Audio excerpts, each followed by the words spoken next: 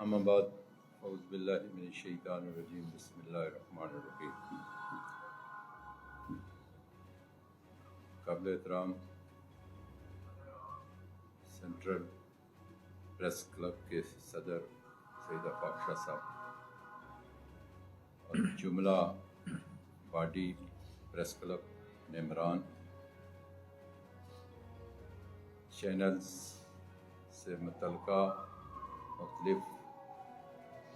اور پھر جو سوشل میڈیا ایکٹیوسٹ ہیں اور صحافی حضرات، السلام علیکم. میں نے کچھ 4-5 مہینے سے کچھ معاملات چل رہے تھے اور مجھے وقتاً فوقتاً حلقہ احباب، اپنی جماعت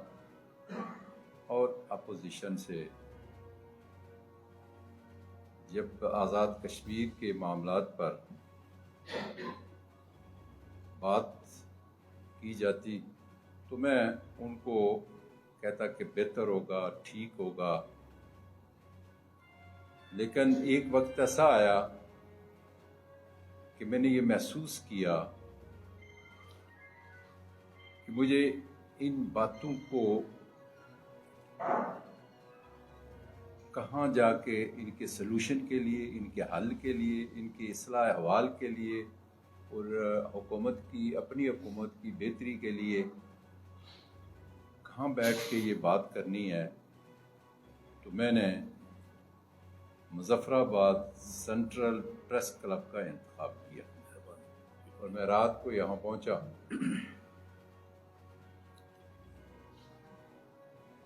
میں جب آپ سے مخاطب ہوں تو میں ایک ذمہ آدمی ہوں اور پھر سابق وزیر اعظم رہا ہوں، مختلف ادوار میں منسٹر بھی رہا ہوں، پارلیمانی نظام کا ایک حصہ رہا ہوں، اور پھر ہمیشہ ہماری جو تربیت ہوئی، میں 2 جملوں میں آپ کو بتانا چاہتا ہوں کہ میرے والد محترم ڈوگرا زمانے کے گریجویٹ تھے. میری پرورش انہوں نے کی اور ان کی وفات کے بعد مجاہد اول سردار محمد عبد القیوم خان نے میری سیاسی جو ہے وہ پرورش کی، تربیت کی، اور اللہ تعالیٰ کے فضل و کرم سے میرے 8.5 ماہ کا دور بحیثیت وزیر اعظم یا 5 سالہ دور بحیثیت مختلف عہدوں پر رہا، میں وزیر رہا. یہ اللہ تعالیٰ کے فضل و کرم سے ہمارے لوگ کیا اپنے کیا پرائے اس بات کو تسلیم کرتے ہیں کہ ہم نے ریاست کے لیے، ریاست کے عوام کے لیے اور اپنے حلقہ کے لیے خدمات انجام دی. اور پھر یہ میں آپ کے سامنے ایک اور بڑی اہم بات رکھنے والا ہوں کہ یہ جو آزاد کشمیر کا خطہ ہے یہ کوئی باقاعدہ ریاست نہیں ہے، نہ کوئی صوبہ ہے، یہ تحریک آزادی کا بیس کیمپ ہے اور اس میں بڑے آپ نے کمال مہربانی کرتے ہوئے فوری طور پر پریس کلب کے حلف جو ہے وہ آپ نے ہمیں ٹائم دیا اور اس کے ساتھ ساتھ آپ نے 15 لاکھ روپے جو ہے وہ ہمیں دیے. وہ بڑی اماؤنٹ ہے 15 لاکھ روپے. اس سے پہلے جو ہے وہ ملے 15 لاکھ 20 لاکھ بھی ملے، لیکن وہ قسطوں میں ملتے رہے. آپ نے پریس کلب کے ساتھ جو ہے وہ تعاون کیا. ہمیں یہ یقین کامل تھا کہ آپ وزیر اعظم رہتے تو ہماری وہ جرنلسٹ کالونی کا بھی سنگ بنیاد ہو جاتا، وہ معاملات آگے چل پڑتے، لیکن خیر وہ نہ ہو سکا. ہمیں اب بھی امید ہے کہ آپ اپنی سابق وزیر اعظم کی حیثیت میں بھی وہ جرنلسٹ کالونی میں جہاں کی بات ہوئی، جہاں کی تعاون ہوا، تو وہ آپ وہ کریں گے. مظفر آباد نیازی صاحب آپ کا دوسرا گھر ہے. مظفر آباد کے لوگوں نے جو ہے وہ محبت دی ہے، پیار دیا ہے، اور مظفر آباد میں یہ بات آپ نہیں سنیں گے کہ نیازی صاحب جناب پونے سے آئے ہیں یا فلاں سے آیا ہے، بلکہ مظفر آباد جو ہے اس میں اتنی وہ ہے جگہ کہ لوگوں کے دلوں میں بھی اتنی جگہ ہے کہ وہ سمو جاتے ہیں، یہاں وہ تصور والی بات جو ہے وہ نہیں ہوتی۔ سابق وزیر اعظم صاحب، یہ بات میں آپ کو بتاتا چلوں کہ یہ سینٹرل پریس کلب یا مظفر آباد کوئی ایسی مقدس جگہ نہیں کہ جس کا بہت زیادہ جو ہے وہ احترام کیا جائے، تاہم دارالحکومت ہونے کے ناطے اور یہاں کی حمیت کے پیش نظر نیازی صاحب یہ پریس کلب حکومتیں بنانے، بگاڑنے اور ان کا چہرہ جو ہے وہ پیش کرنے میں بنیادی اور کلیدی رول جو ہے وہ ادا کرتا رہا ہے۔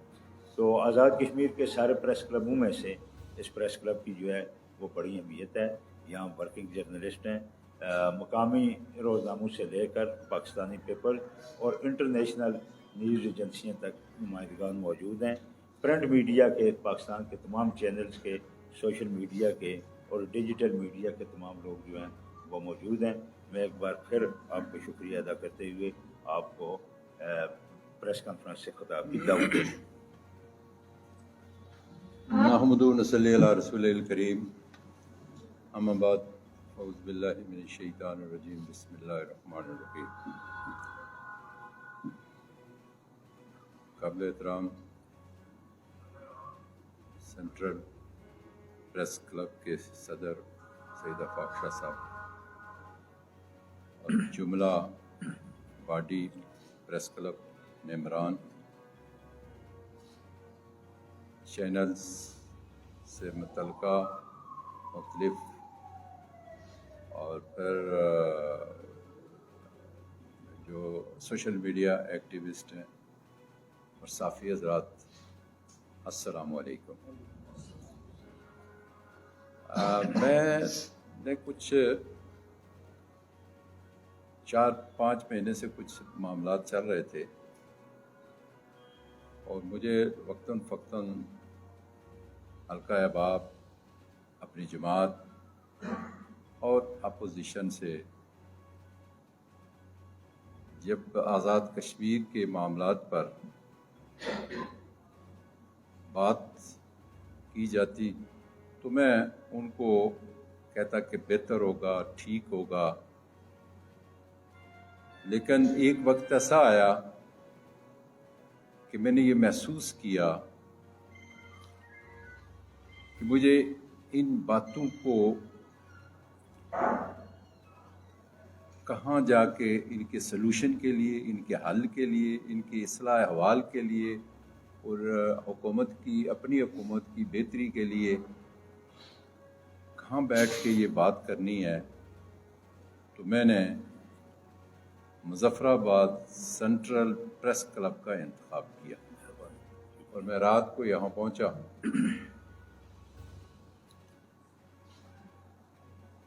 میں جب آپ سے مخاطب ہوں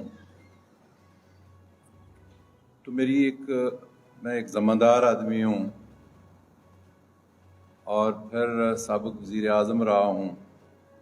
مختلف ادوار میں منسٹر بھی رہا ہوں، پارلیمانی نظام کا ایک حصہ رہا ہوں، اور پھر ہمیشہ ہماری جو تربیت ہوئی، میں 2 جملوں میں آپ کو بتانا چاہتا ہوں کہ میرے والد محترم ڈوگرا زمانے کے گریجویٹ تھے، میری پرورش انہوں نے کی، اور ان کی وفات کے بعد مجاہد اول سردار محمد عبد القیوم خان نے میری سیاسی جو ہے وہ پرورش کی، تربیت کی، اور اللہ تعالیٰ کے فضل و کرم سے میرے 8.5 ماہ کا دور بحیثیت وزیر اعظم یا 5 سالہ دور بحیثیت مختلف عہدوں پر رہا، میں وزیر رہا، یہ اللہ تعالیٰ کے فضل و کرم سے ہمارے لوگ کیا اپنے کیا پرائے اس بات کو تسلیم کرتے ہیں کہ ہم نے ریاست کے لیے، ریاست کے عوام کے لیے اور اپنے حلقہ کے لیے خدمات انجام دی۔ اور پھر یہ میں آپ کے سامنے ایک اور بڑی اہم بات رکھنے والا ہوں کہ یہ جو آزاد کشمیر کا خطہ ہے یہ کوئی باقاعدہ ریاست نہیں ہے، نہ کوئی صوبہ ہے، یہ تحریک آزادی کا بیس کیمپ ہے، اور اس میں بڑے بڑے لوگوں نے مختلف ادوار میں جو ہے وہ حکومتوں میں رہے ہیں اور انہوں نے تحریک آزادی کے لیے اور پھر آزاد کشمیر کے بسنے والے لوگوں کے لیے اور پھر آزاد کشمیر کے تشخص کو کبھی بھی پامال نہیں ہونے دیا اور کبھی بھی کسی مشکل میں نہیں رہے، بلکہ جہاں بھی آزاد کشمیر کی کوئی شخصیت یہاں سے باہر جاتی تھی یا کوئی کہیں بھی کوئی بات چیت کی جاتی تھی تو آزاد کشمیر کا خطہ جو ہے وہ نمایاں ہوتا تھا۔ پارلیمانی نظام میں اس کی مثال ایسے آپ کو دوں گا کہ پاکستان میں مختلف ادوار میں آمریت آئی لیکن آزاد کشمیر میں جمہوریت رہی، اور پھر اس کی مضبوطی کے لیے آج تک اس خطے میں ایک امن، آشتی، رواداری اور پیار محبت کا ماحول رہا۔ اس کی دیگر پاکستان کے صوبوں سے اور جی بی سے آزاد کشمیر کی ہمیشہ حیثیت جو ہے وہ مختلف رہی اور ایک اچھا پیغام دینے والی شخصیات یہاں سے ابھرتی رہی اور پھر وہ چلتی رہی۔ کچھ دنیا سے چلے گئے، کچھ اب بھی باقی ہے، لیکن جو ہم باقی ہیں میں سمجھتا ہوں کہ ہم نے وہ کام اس طرح نہیں کیا، نہیں کر رہے جو یہ تحریک آزادی کشمیر کا بیس کیمپ جس کا تقاضا کرتا ہے۔ یہ ایک منفرد قسم کی حیثیت یہ ریاست رکھتی ہے اور اس کا ہر ادوار میں اس کے حالات اور واقعات کے تحت اس کی صورتحال کو جانا اور پہچانا گیا۔ اب میں مختصر کرتے ہوئے اس طرف آتا ہوں کہ پاکستان میں پیپلز پارٹی کی حکومت تھی، عمران خان صاحب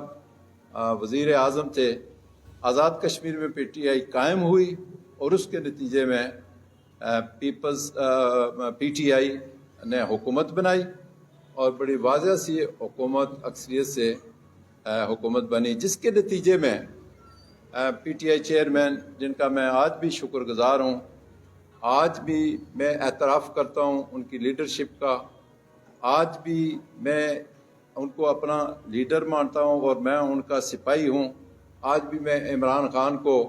جو کہ بیرونی دنیا میں جس طرح اسلاموفوبیا پر اور جس طرح مسئلہ کشمیر پر جرأت سے بات کی ہے، میں ان کو مسلم امت کا لیڈر قرار دیتا ہوں۔ اور پھر پاکستان میں جو اس وقت پوزیشن ہے اس کو سہارا دینے کے لیے میں سمجھتا ہوں کہ اختلافات اپنی جگہ، معاملات اپنی جگہ، مشکلات پاکستان میں اپنی جگہ، لیکن ایک واحد قوت ہے وہ پی ٹی آئی ہے اور پھر وہ اس کا چیئرمین عمران خان صاحب ہے۔ اب آزاد کشمیر میں جب حکومت میرے جیسے ایک ناچیز کے ناتوان کندھوں پر یہ ذمہ داری ڈالی گئی تو میں نے بہت طریق آسان اس کام کو انجام دیا اور ریاست کو جو ہے وہ ریاست کے وقار کے لیے اور پھر ریاست میں ایک اور بھی ہے کہ ایک حکومت ہے اور ایک ساتھ اس کے اپوزیشن ہے۔ سب سے پہلے میں نے اپنی ریاست کی اپوزیشن سے اچھے تعلقات استوار کیے اور پھر اس کے لیے یہی تھا کہ ہماری یہاں کوئی کوتاہی، کمی، کجی جو ہے انتظامی امور میں اس کا براہ راست اثر تحریک آزادی کشمیر پر پڑتا ہے اور بھارت جو ہمارا ازلی دشمن ہے وہ اس کا فائدہ اٹھاتا ہے۔ تو ہم ایک ایسا ماحول پیدا کریں آزاد کشمیر میں کہ اس کے مقبوضہ کشمیر میں بھی اثرات ہوں اور بھارت جو مقبوضہ کشمیر میں غیر آئینی، غیر قانونی ہتھ کنڈے استعمال کر رہا ہے، اس کے وجود کو جب ہم دنیا میں چیلنج کریں تو مقابلے کے طور پر آزاد کشمیر جو سامنے رکھ کے صورتحال پیدا ہو کہ آزاد کشمیر میں ایک آزاد حکومت، ایک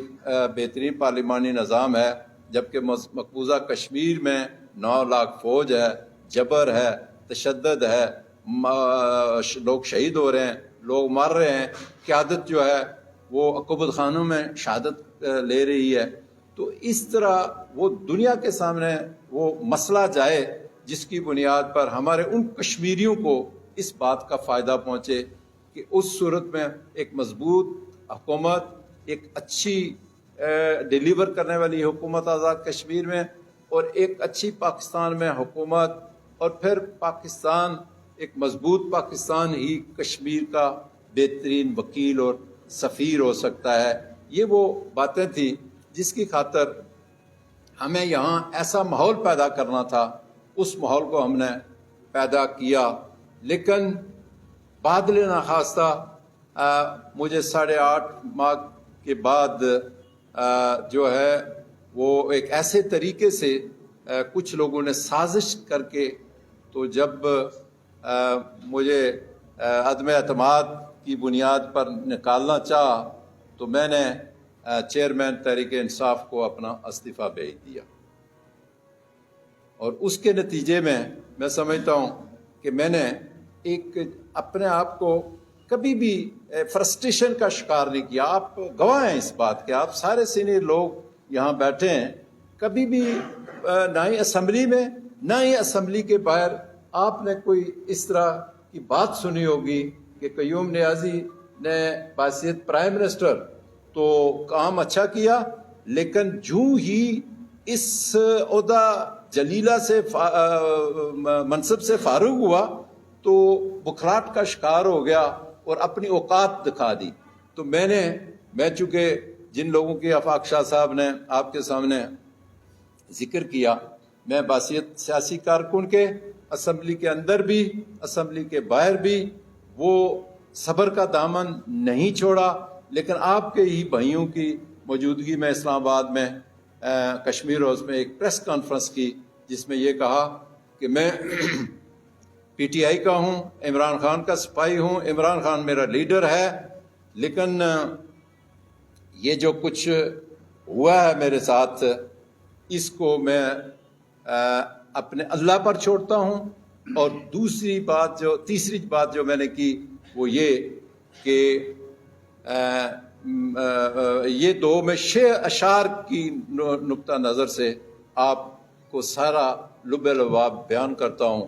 تو میں نے اس کے بعد سوال و جواب کے بغیر میں وہاں سے چلا گیا، اور پھر اسمبلی کے اندر بھی جبکہ میری دوسری طرف سے جو میرے سکسیسر تھے انہیں اس بات کا علم نہیں تھا کہ سکسیسر جو ہوتا ہے آنے والا، اس کو اسمبلی کے فلور پر یا جانے والے کے لیے کیا کلمات کہنے ہوتے ہیں یا اپنے ہاں سے کس طرح کی وہ گفتگو کرنی چاہیے، اس طرح کا ماحول نہیں وہ رہا، لیکن میں نے پھر بھی برداشت کیا اور پھر آگے چلے۔ اب میں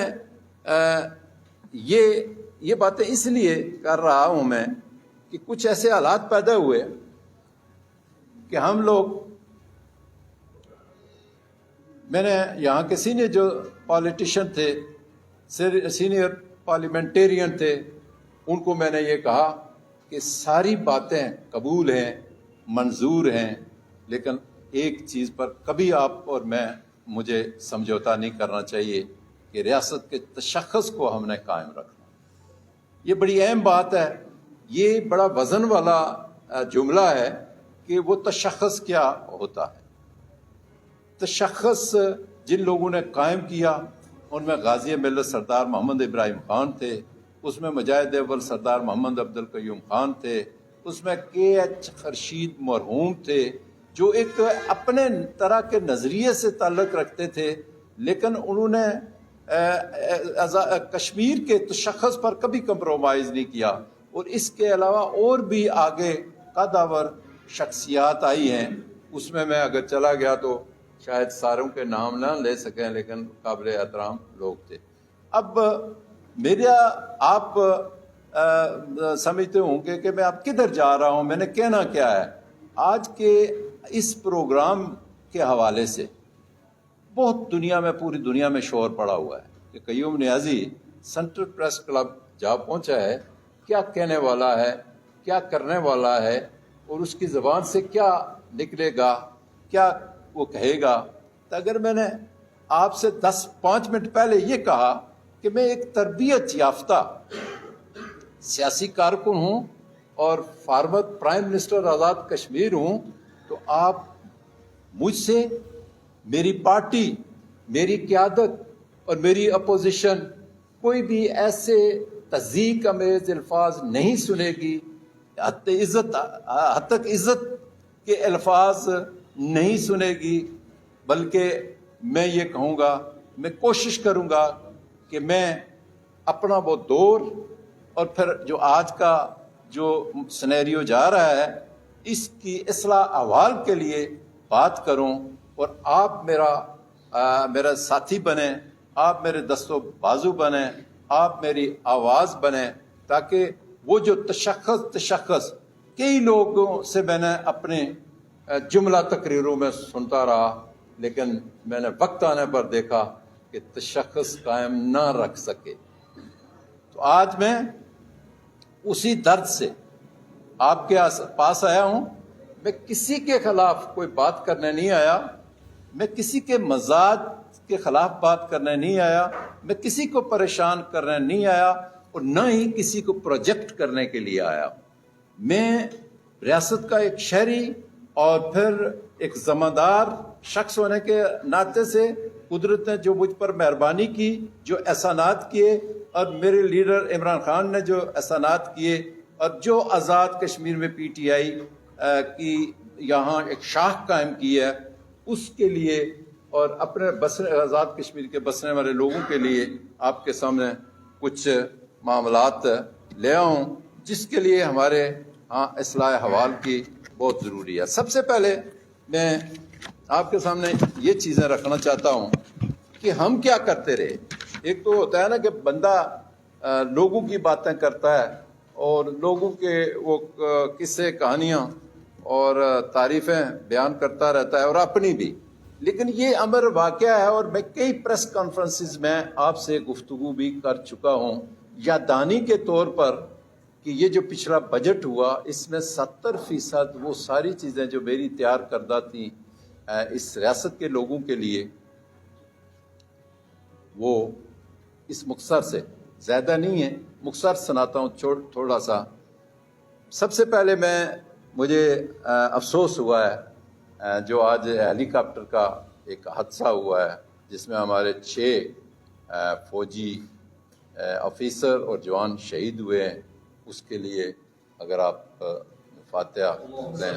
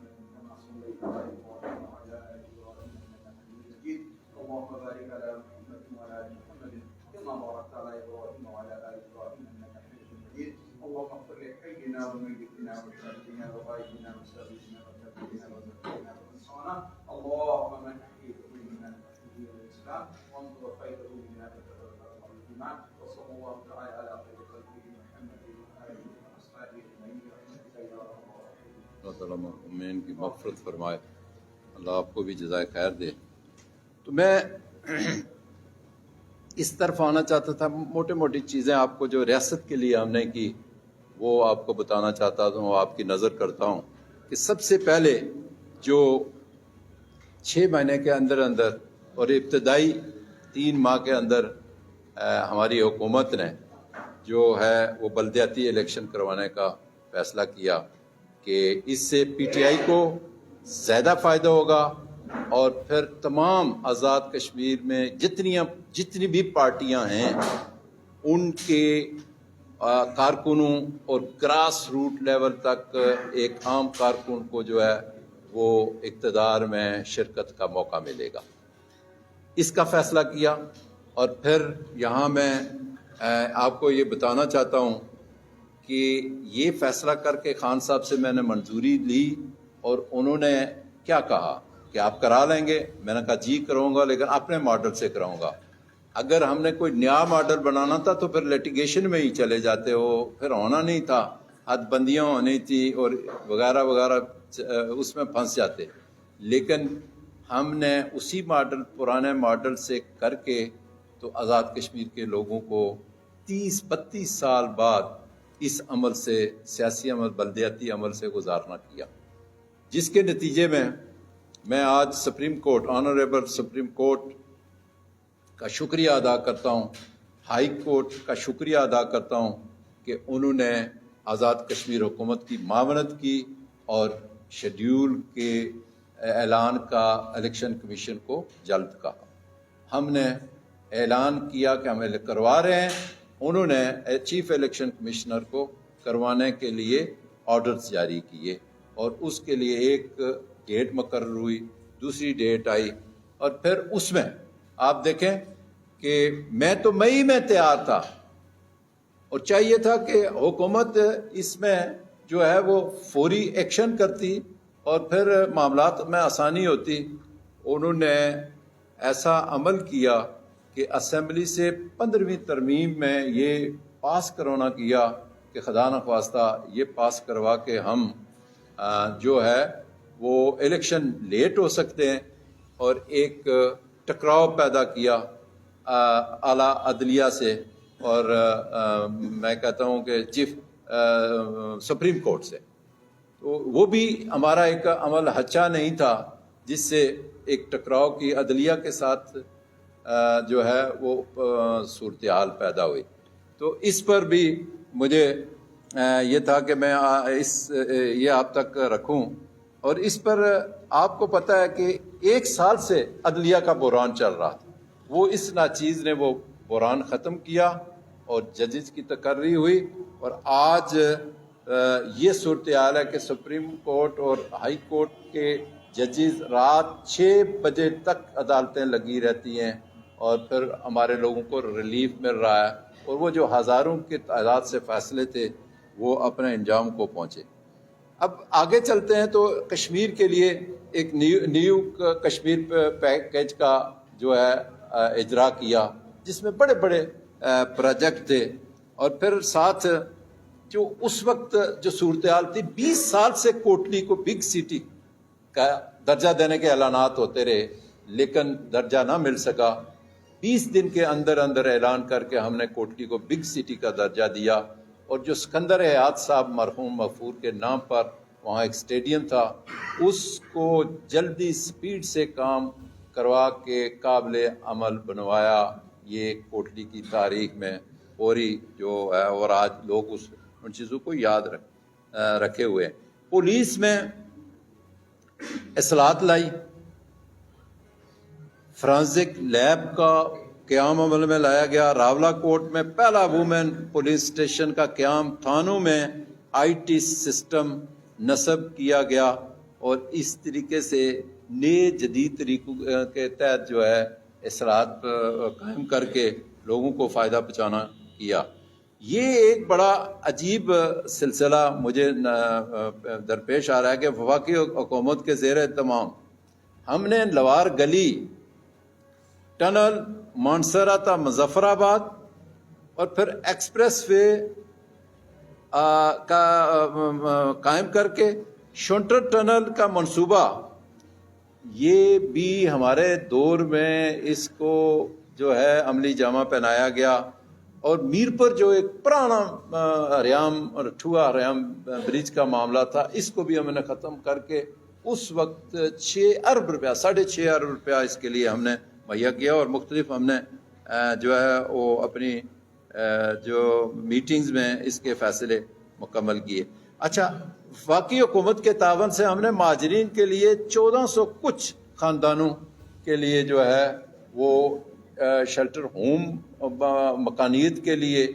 پیسہ، وہ کچھ 3.5 ارب روپیہ تھا، وہ ہم نے لیا، اور لوگوں کو اس پر عمل درآمد بھی شروع ہو گیا. یہ وہ کام تھے جو ریاست میں لوگوں کے لیے فوری اور قابل عمل تھے، جو رکے ہوئے تھے وہ بھی. اچھا، اس طرح انتظامی یونٹ ہم نے ایک چڑھوئی میں نیابت دی، جورا یہ کیل میں ہے وہاں ایک نیابت دی، ہجیرہ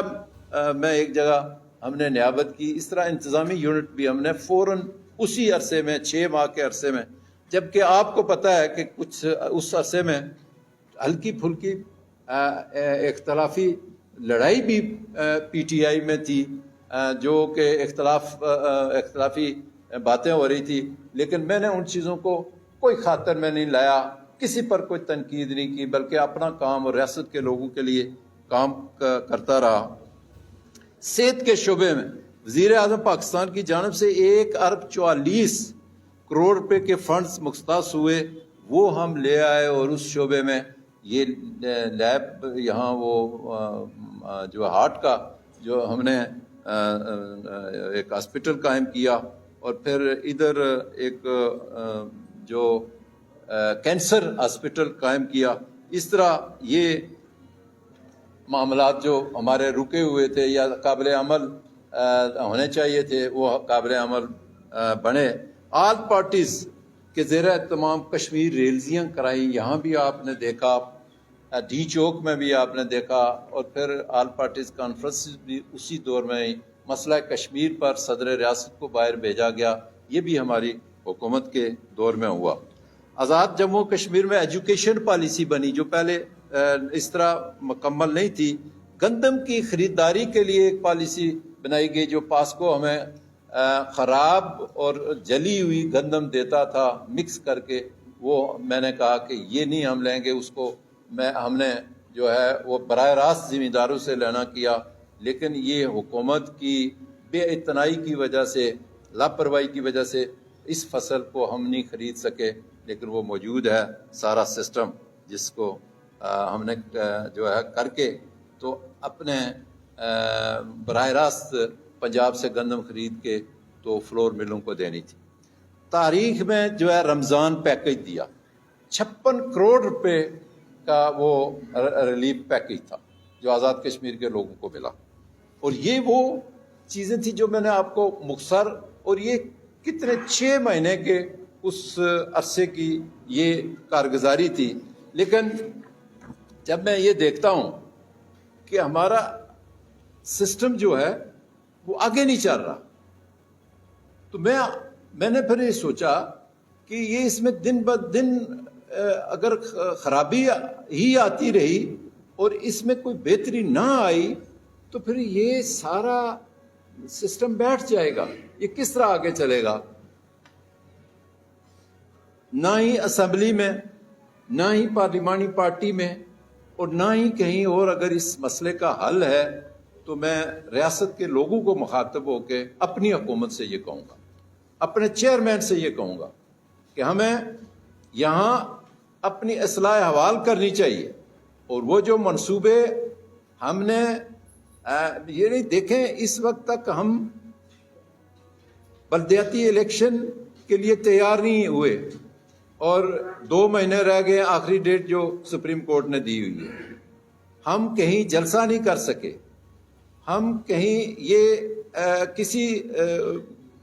ضلع میں جا کے تو اپنا پیغام نہیں دے سکے، لوگوں کو اپروچ نہیں کر سکے. تو میں اپنی حکومت سے یہ کہنا چاہتا ہوں کہ آپ باہر نکلیں، ان آسائش اور ان جو ہے آرام والی اس زندگی سے لوگوں کے پاس جائیں اور لوگوں کو موٹیویٹ کریں. پی ٹی آئی کو کمزور نہ کیا جائے. پی ٹی آئی پاکستان میں طاقتور ہوتی جا رہی ہے، طاقت سے ہر روز وہ طاقت پکڑتی جا رہی ہے، اور پی ٹی آئی کی قیادت کمزور نہیں ہے. لیکن اگر آزاد کشمیر میں ہم کیا جواب دیں گے؟ پی ٹی آئی کے چیئرمین کو ہم کیا جواب دیں گے؟ میں تو اپنے حصے کا کام کرنے آیا ہوں کہ کل کو یہ نہ کہے کہ یہاں ایک فارمر پرائم منسٹر بھی تھا جس کو ہم نے ذمہ داری دی تھی، اور اگر وہ اس ذمہ داری سے فارغ ہوئے تو انہوں نے کون سا ایسا طریقہ کار اختیار کیا کہ وہ حکومت کو بتاتے، وہ اپوزیشن کو ساتھ لے کے چلتے، وہ عوام کو اس طرف موٹیویٹ کرتے. تو میں یہ وہ چیزیں آپ کی وسعت سے پہنچانا چاہتا ہوں کہ ہمارے بلدیاتی الیکشن کے سلسلے میں ہم بجائے اس کے کہ کوئی میکانزم بناتے، ہم نے اعلیٰ عدلیہ سے جو ہے وہ ٹکراؤ کی پوزیشن اختیار کر لی، اور اگر وہ 15ویں ترمیم کا مسودہ ہم واپس نہ لیتے تو ایک ایسی صورت آزاد کشمیر میں پیدا ہوتی جو پہلی دفعہ آپ سنتے کہ آزاد کشمیر میں کوئی ایسا واقعہ رونما ہوا ہے۔ تو میں یہاں یہ چیز میں سامنے رکھنا چاہتا ہوں کہ ہمیں اس ٹکراؤ کی صورتحال سے باہر نکلنا چاہیے۔ ہمیں ریاست کے معاملات میں تمام ڈپارٹمنٹس کے معاملات کو اور ریاست کی مجموعی تقدس کو سامنے رکھ کے جو ہے ہمیں جو ریاست تقاضا کرتی ہے ہم سے، اس حکومت سے، پی ٹی آئی کی حکومت سے، ہمیں وہ کام کرنا چاہیے۔ لیکن بجائے اس کے کہ ہمیں وہ کام کرتے، ہم نے ٹکراؤ والا راستہ اختیار کیا، یعنی راولا کوٹ میں ٹکراؤ پیدا ہو گیا، مشکلات آئیں، آپ مجھ سے زیادہ واقف ہیں، اور پھر مرکزی حکومت سے ٹکراؤ شروع کر لیا کہ ہم دھرنا دیں گے۔ دیکھیں سردار قیوم صاحب کی حکومت تھی تو پار بے نظیر کی حکومت تھی۔ ایک دفعہ ایسا مرحلہ آیا کہ ضمنی الیکشن میں ٹکراؤ پیدا ہو گیا، شاہ صاحب کو پتہ ہے، آپ کو بھی پتہ ہے، اور اس کے نتیجے میں جب ٹکراؤ پیدا ہوا تو سردار صاحب نے اس ایسے دانشمندی سے کام لیا کہ اس ٹکراؤ کو آگے بڑھنے نہیں دیا، مشکل نہیں پیدا ہونے دی، اور آزاد کشمیر میں پیپلز پارٹی کا ایک ممبر کشمیر کونسل لے لیا، جس سے وہ ٹکراؤ کا ماحول ختم ہو گیا۔ تو میں سمجھتا ہوں ہمارے پاس کتنی مثالیں، میں کتنی آپ کو مثالیں دوں کہ وہ دو۔ پھر بیرسٹر صاحب کی یہاں حکومت تھی پیپلز پارٹی کی بنیاد پر، تو ادھر میاں نواز شریف کی تھی، لیکن کام چلتا رہا۔ ہمیں اسی طرح کام چلانا چاہیے کہ جس طریقے سے ایک اختلاف رکھنے والے دو خاندان پڑوس میں رہتے ہیں اور وہ سارے اپنے معاملات چلا کے، معاملات کو مد نظر رکھ کے اور اختلافات کو بھی مد نظر رکھ کے تو وہ چلتے ہیں۔ اس طرح ہمیں حکومت پاکستان کی جو ہے ہماری امیدوں کا مرکز ہے ہر لحاظ سے، اس سے اختلاف کر کے، ٹکراؤ پیدا کر کے تو ہمارے معاملات جو ہیں ان کا حل نہیں ہے۔ میں اپنی حکومت کو آپ کی توجہ سے کہنا چاہتا ہوں کہ مرکزی حکومت سے تعلقات ٹھیک کیے جائے۔ اپوزیشن سے تعلقات ٹھیک رکھنا آزاد کشمیر حکومت ہی نہیں بلکہ تحریک آزادی کشمیر کے بیس کیمپ کے لیے بہت ضروری ہے، اور اس کی جو اعلیٰ روایات سابقہ حکومتوں میں رہی ہیں اسی طرح اس کو قائم رکھنا چاہیے۔ لیکن میں نے یہ دیکھا کہ چند دن پہلے اپوزیشن لیڈر جو ریاست کے سینئر ترین پارلیمنٹیرین ہیں، میرے بڑے بھائی سردار غلام مصطفیٰ خان اور چودھری لطیف اکبر 85 کی اسمبلی میں اکٹھے وہاں منتخب ہو کر آئے تھے، تو میں اس وقت سے چودھری لطیف اکبر صاحب کو ایک جانتا ہوں، اور سیزن قسم کے پارلیمنٹیرین ہیں، سیاستدان ہیں، اور ان کے لیے میں سمجھتا ہوں کہ اگر کوئی ہمارے حکومت یا وزیر اعظم سے کوئی غلطی یا ان کی شان میں کوئی گستاخی ہوئی ہے تو میں یہ کہنا چاہتا ہوں کہ مظفر آباد میں بیٹھ کے کہ ہمیں بجائے اس کے کہ ہر چوک میں پتلے جلیں، زندہ آباد اور مرد آباد کے نعرے لگیں، کارکن ایک دوسرے کے ساتھ دست گریباں ہوں اور ایک غلط میسج جائے، اور پھر کل جب ہم یہ توقع رکھ کر رہے ہیں کہ chairman P T I Imran Khan صاحب مظفر آباد آ رہے ہیں، تو اس ٹکراؤ میں جو ہے وہ مظفر آباد جب اتنے بڑے لیڈر، مسلم امہ کے بڑے لیڈر نے آنا ہے، پاکستان کے بڑے لیڈر نے یہاں آنا ہے، تو اس میں ہمیں ایک تو ادھر میسج جائے گا مقبوضہ کشمیر میں، جو خان صاحب کشمیریوں کے لیے ہمیشہ کہتے ہیں کہ میں سفیر ہوں، میں وکیل ہوں، تو مجھے یہ بتایا جائے کہ ادھر جب سڑکوں پر مارچ ہو رہا ہو، اپوزیشن سڑکوں پر ہو اور ہمارا جلسہ ہو رہا ہو، تو مجھے یہ بتائیں پھر مقبوضہ کشمیر میں کیا میسج جائے گا۔ میں اس تناظر میں یہ کہتا ہوں کہ میں اپنے وزیر اعظم کو یہ ہدایت کرتا ہوں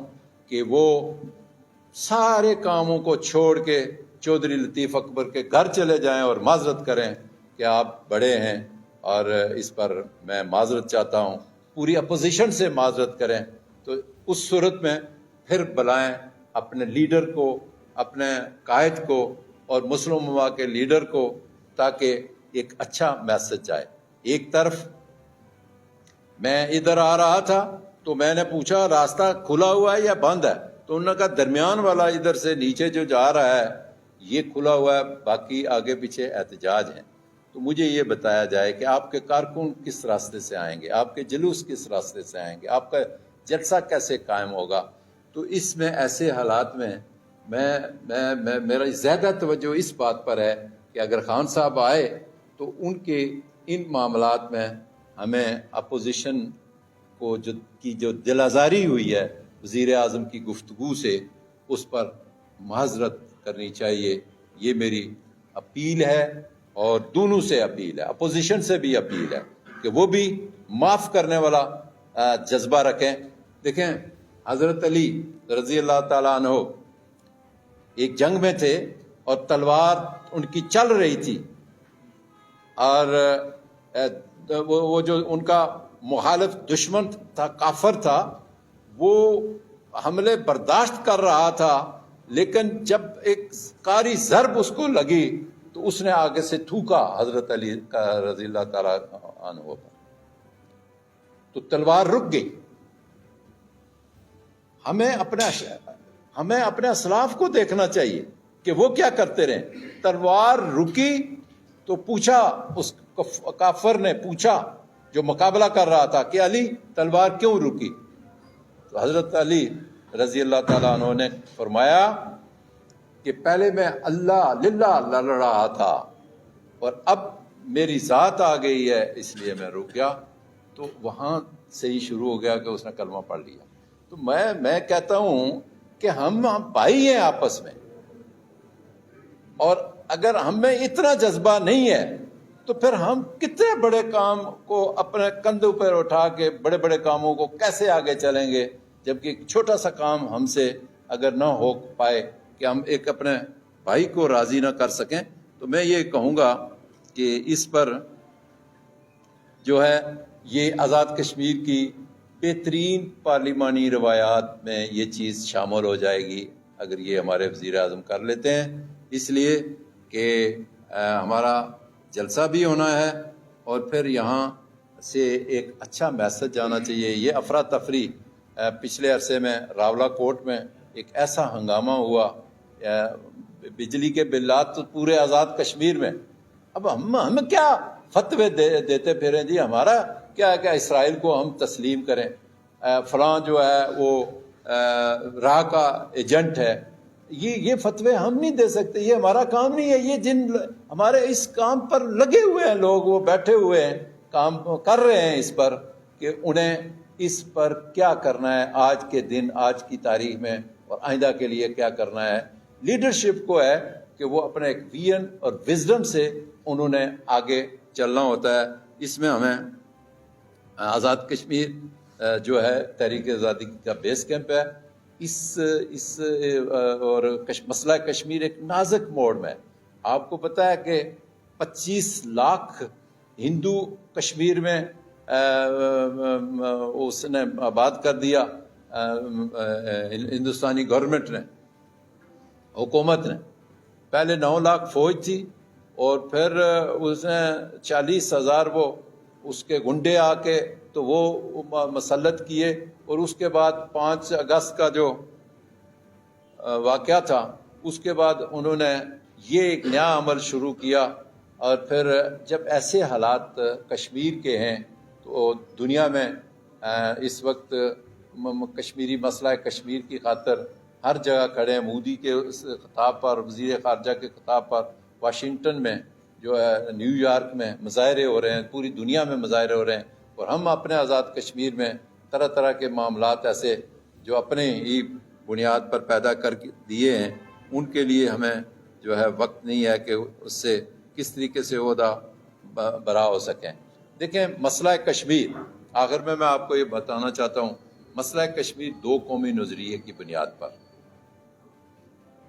اس میں بنگلہ دیش بھی پاکستان بنا، اور آزاد کشمیر کے مسلمانوں نے مسلم کانفرنس کی قیادت میں 19 جولائی 1947 پاکستان سے بننے سے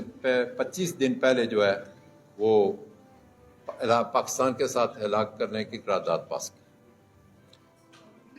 اب یہ دو قومی نظریے کی بنیاد پر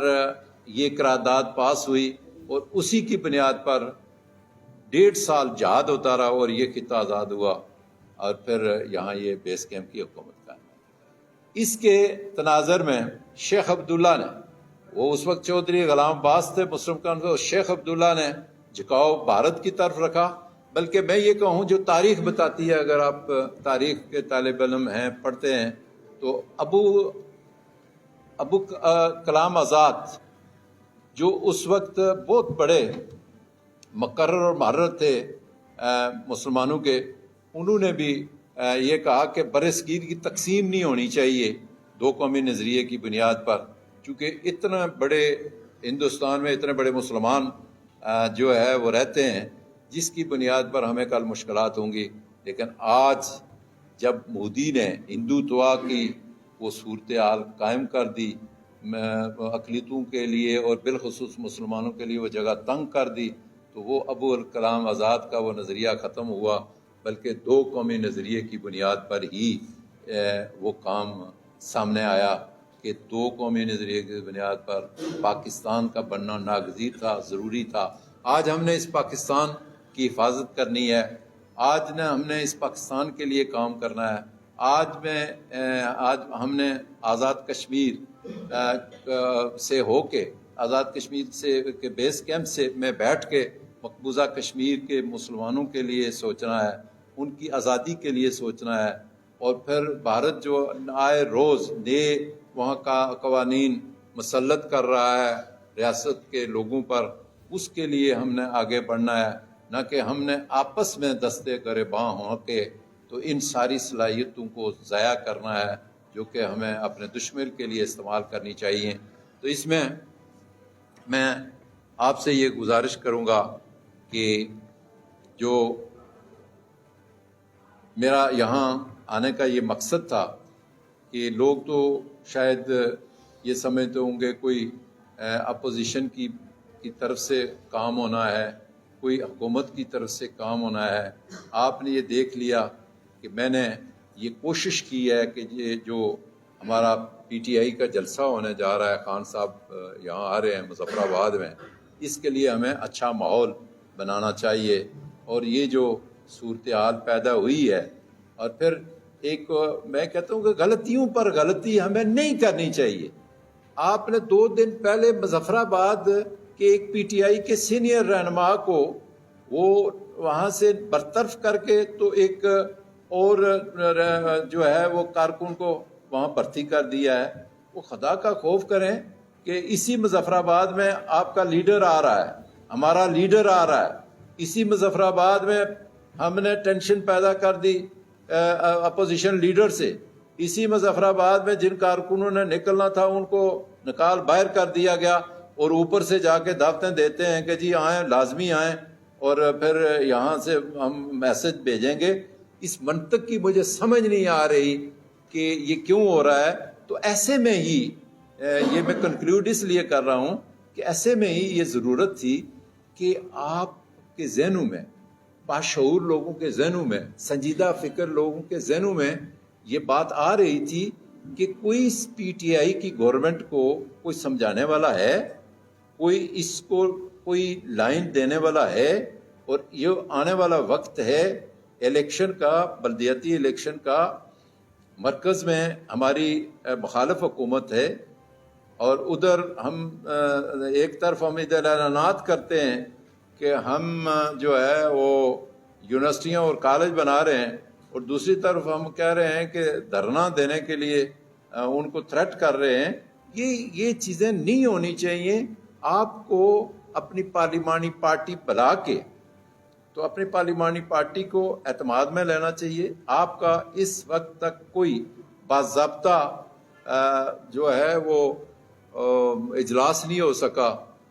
کابینہ کا اجلاس نہیں ہو سکا، باضابطہ پارلیمانی پارٹی کا اجلاس نہیں اور آپ الیکشن میں جا رہے ہیں۔ آپ اپنے لیڈر کو مظفر آباد میں بلا رہے ہیں، آپ نے میرپور جانا ہے، آپ نے راولا کوٹ جانا ہے، آپ نے حویلی جانا ہے، آپ نے نیلم جانا ہے، آپ نے باغ جانا ہے، اور پھر ہر جگہ آپ نے مظفر آباد رہنا ہے۔ تو یہ وہ حالات، آپ نے کوٹلی جانا ہے اور مختلف جگہوں نکیال جانا ہے۔ تو اس طرح جب آپ کریں گے تو تب ہی آئندہ آپ کے لیے ماحول سازگار ہوگا، اس الیکشن کے لیے ماحول سازگار ہوگا۔ لیکن اس ٹینس کی صورتحال میں نہ تو کوئی اچھا پیغام جا رہا ہے، اور نہ ہی آپ کی کوئی منزل کی طرف آپ جا رہے ہیں، نہ ہی کوئی منزل کا تعین ہو رہا ہے۔ تو اس سلسلے میں میں یہ کہوں گا کہ میں اپنی حکومت کو کہ یہ میری جو گزارشات ہیں ان کو کسی طریقے سے اختلاف کی اس دنیا میں نہ لیا جائے، بلکہ اصلاح کی اس دنیا میں لیا جائے کہ اسے ہمیں اصلاح کرنی چاہیے۔ جو میں نے نشاندہی کی ہے، اگر یہ ٹھیک ہے تو اس کی اصلاح ہونی چاہیے۔ ہمارے اپوزیشن سے ہمارے ریلیشن ٹھیک ہونے چاہیے، ریاست کے لیے ہمیں کام کرنا چاہیے۔ جو ہمارے پروجیکٹ اس وقت تک ہمارا بجٹ جو ہے وہ نہیں فائنل ہو سکا کہ ہماری ٹھیکیدار جو ہے وہ ٹینڈرنگ میں جائیں اور پھر تعمیر و ترقی کا پہیہ چلے، اور اسی طرح اور بھی ایسے معاملات ہیں۔ تو مجھے یہ بتایا جائے، میں آپ سے یہ پوچھتا ہوں کہ اگر میرے جیسا آدمی جس نے ساری زندگی سیاست میں گزاری اور پھر اس ریاست کا وزیر اعظم بھی رہا ہو، اور پھر وہ اس موقع پر کوئی رہنمائی نہ کر سکے، کوئی رہنما اصول نہ بتا سکے، تو پھر یہ نظام کیسے چلے گا؟ میں آپ سے اب درخواست کروں گا کہ کوئی آپ نے ایک ایسے وقت میں اسلام آباد کی بات کی ہے جب آزاد کشمیر پر نظام نے حکومت مکمل طور پر آزاد کشمیر کی اپوزیشن سراپا احتجاج ہے، ملازمین سراپا احتجاج ہے، اور عدم اعتماد کی بات جو ہے وہ کی جا رہی ہے، جس کے صاحب کی اس طرح نہیں کیا ہو گیا۔ آپ نے کہا کہ اسلام آباد کی بات کرنا چاہتا ہوں، ایک ایسے وقت میں اسلام آباد کی بات کر رہے ہیں کہ سارے ماحول میں خرابی ہو رہی ہے۔ کیا سمجھتے ہیں کہ اس موقع پہ کوئی اسلام آباد ہوتی ہے تو ریاست کے عوام سے کیا عوام کو لگتی ہے یہ کہ آپ اس میں اپنا فیزی کردار ادا کریں گے؟ اس طرح سے مسلمانوں کی جناب ملتا ہے ان سے تمام ایشوز پہ بات کر کے اس معاملے کو ختم کرنے کی بات کریں گے، یا رسمن سے جو بات کی ہے یہ میسج پوچھے گا؟ دوسری ضرورت بات یہ ہے کہ پارلیمانی پارٹی کا اعتماد جو ہے وہ ہو چکے ہیں، اور ان کا پارلیمانی پارٹی کے لوگ ساتھ نہیں ہیں، اور اپوزیشن کا یہ دعویٰ ہے کہ اگر پارٹی کے اندر سے کوئی لوگ آتے ہیں سامنے تو ہم ان کو پرائم منسٹر اندر کرنے کے لیے تیار ہیں۔ پی ٹی آئی کو تسلیم کر رہے ہیں، ساتھ یہ بھی کہہ رہے ہیں کہ ہم اندر سے کوئی آدمی آئے۔ یہ اس حوالے سے آپ سمجھتے ہیں کہ پارلیمانی نظام کے اندر پارلیمانی پارٹی سے کو اپنا اعتماد ہو چکی ہے، اور عباس صاحب آپ بڑے سینئر صحافی ہیں، آپ نے میرے لیے مسئلہ آسان کر دیا۔ میں نے وہ باتیں کر دی، لیکن آپ نے میرے لیے یہ ایک چیز چھوڑی ہے۔ یہ باتیں میں نے آسان اس لیے آسان الفاظ میں کہی ہیں کہ جو آپ نے گفتگو کی ہے کہ یہ اس سے بچنے کے لیے میں یہاں آیا ہوں، یہ ذرا قابل غور بات ہے، اور اس کو آسان کروں گا کہ جو آنے والا وقت ہے جس کی آپ نشاندہی کر رہے ہیں اس سے ہمیں بچنا چاہیے، پی ٹی آئی کو بچانا چاہیے۔ وہ میں معاملات آپ کے سامنے میں نے رکھے ہیں کہ ہمیں اس ریاست کے جو اتوار تھے ان کی بنیاد پر ہمیں چلنا چاہیے. میری کوئی خواہش نہیں ہے کہ اب کوئی اور عدم اعتماد آئے، لیکن اگر ہم نے اصلاح احوال نہ کی تو پھر اس کو کوئی روک سکے گا؟ میں تو یہ کہتا ہوں کہ اس کو رکنا چاہیے. میں تنویر الیاس کی مدد کے لیے ہوں، اس لیے کہ میں نے اس کو ووٹ بھی دیا ہے، سپورٹ بھی کیا ہے، اور آج میں پارٹی کے لیے بات کرتا ہوں کہ میری ذمہ داری ہے، جس خان نے مجھ پر احسان کیا ہے اس کی پارٹی کو اس طرح کی آزاد کشمیر میں پریشانی نہیں ہونی چاہیے. یہ وہ میں درد لے کے آپ کے پاس آیا ہوں، نہ کہ میں کوئی امیدوار بننے یہاں آیا ہوں، اور نہ ہی میں اپوزیشن کے لیے کوئی راہ ہموار کرنے کے لیے آیا ہوں. میں اپنی پارٹی کے لیے اور پھر اپوزیشن کو اپوزیشن کی حد تک ان کا میرا احترام کا رشتہ ہے. جس طرح میں نے پہلے کہا، آج بھی میں ان کو احترام، میں معذرت کرتا ہوں پوری اپوزیشن سے، اور بالخصوص چودھری لطیف اکبر سے، کہ ان کی جو دل آزاری ہوئی ہے. میں ایک former prime minister P T I کا سینئر ترین یہاں ایک ممبر ہونے کی حیثیت سے، لیڈر ہونے کی حیثیت سے میں ان سے معذرت کرتا ہوں. اور پھر جو آپ کا سوال ہے اس کا اسی میں جواب ہے کہ یہ کام اسی لیے کرنے آیا ہوں کہ حکومت ہماری ہوش سے کام لے، اور پھر جب وہ ہوش سے کام لے گی تو پھر ہمارے لیے اپوزیشن بھی آسان ہو جائے گی، ہمارے لیے دیگر معاملات بھی آسان ہو جائیں گے.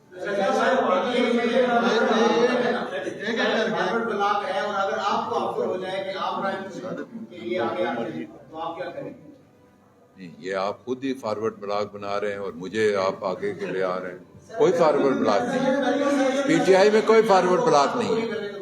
پی ٹی آئی میں کوئی فارورڈ بلاک نہیں ہے، اور نہ ہی میں کوئی اس کا کوئی سینئر آدمی ہوں، یا میں کوئی اس کا لیڈر ہوں، یا میں اس کو کوئی لیڈ کروں گا. میں کبھی بھی اپنی پارٹی سے نہیں غداری کر سکتا، اپنے لیڈر سے غداری نہیں کر سکتا. روشن مغل صاحب، اگر اصلاح احوال نہیں ہوتی تو پھر آپ کا کیا نئے عمل ہوگا؟ اگر حالات ایسے ہی رہتے ہیں اور وزیر اعظم پھر جو ہے وہ اسی طرح جان دے لیتے ہیں پھر کیا ہے؟ حضرت مولانا،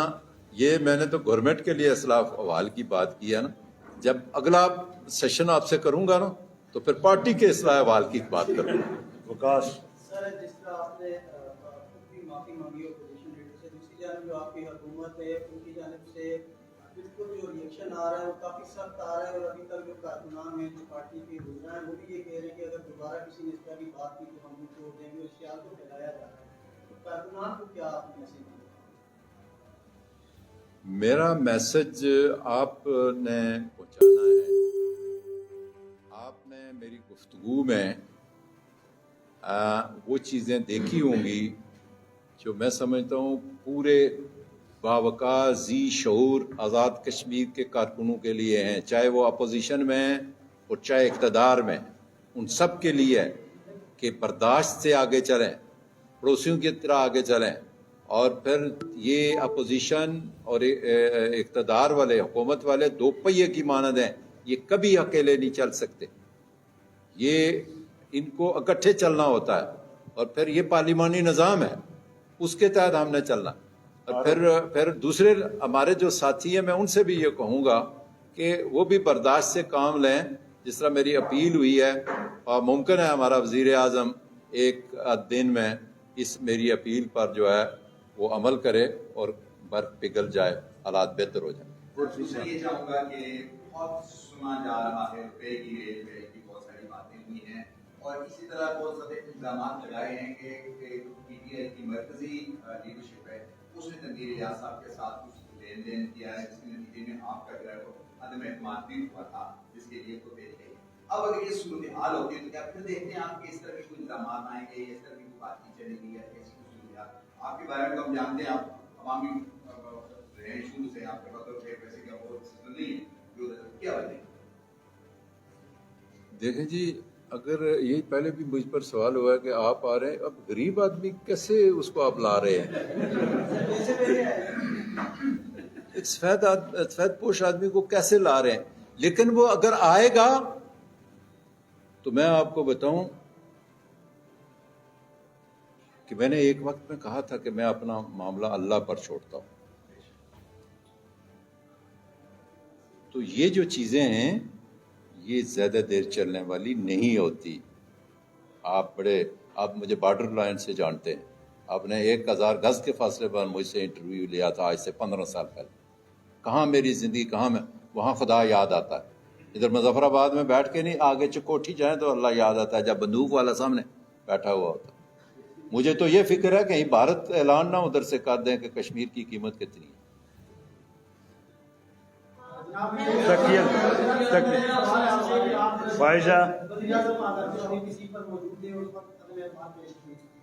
عدم پیش کرنے سے پہلے اور عدم پیش کرنے کے درمیان میں جو وقفہ تھا آپ نے استعفیٰ دے دی اور آپ نے یہ کہا کہ میں نے آزاد کشمیر کے خزانے تک وزیر امور کشمیر کو رسائی نہیں دی الزام دینے کے لیے کہ مجھے وزیرشپ سے اتارا ہے. میرا سوال یہ بنتا ہے کہ امور کشمیر ہوں یا پیپلز پارٹی کی سینئر قیادت ہو، وہ وہیں پر بیٹھی تھی اور آج P T I Azad Kashmir میں حکومت بنا کر حکومت کر رہی ہے. اگر انہوں نے پیسوں کے عوض یا پیسوں پر رسائی نہ لینے کے حوالے سے یا کرپٹ ٹولے کے ساتھ مل کر آپ کی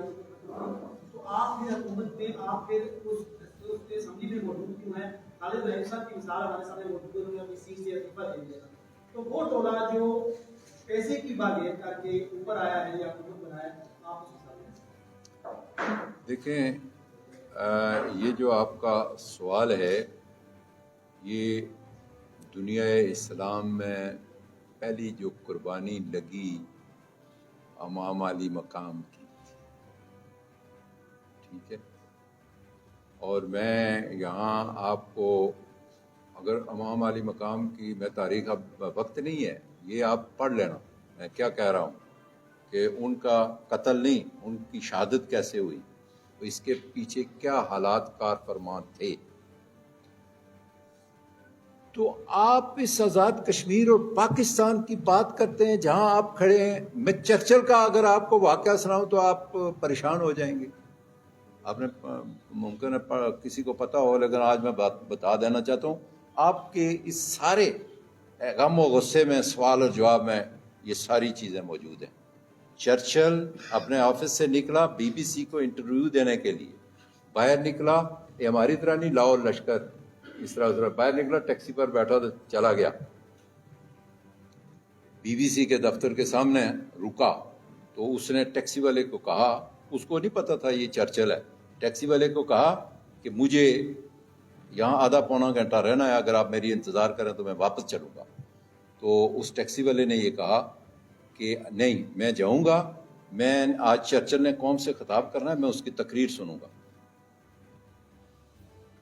وہ حیران ہوا تو اس نے اس وقت 10 پاؤنڈ بڑی قیمت تھی، 10 پاؤنڈ اس کو دیے کہ میرا بڑا فین ہے.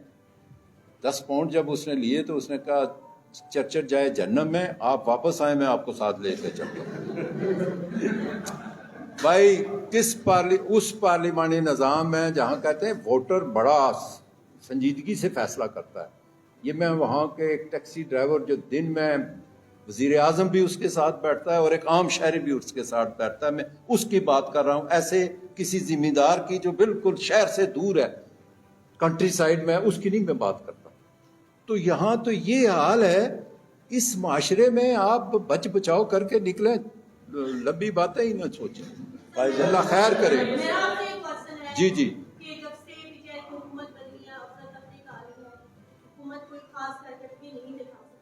اور آپ نے یہ کہا کہ میں پارٹی کے ساتھ غداری نہیں کروں گا، عام کارکنوں میں ان کا احتساب ہے.